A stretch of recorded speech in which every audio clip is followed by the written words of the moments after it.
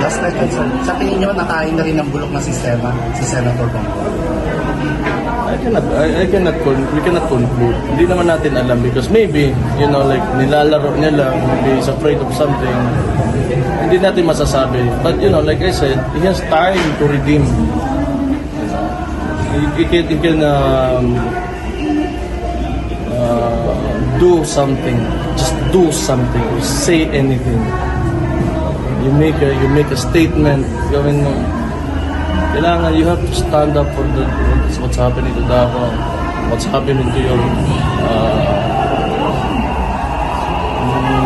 kasama niya sa trabaho, which is the former president. And all of this is happening to the country. He's in one of the highest positions in the nation.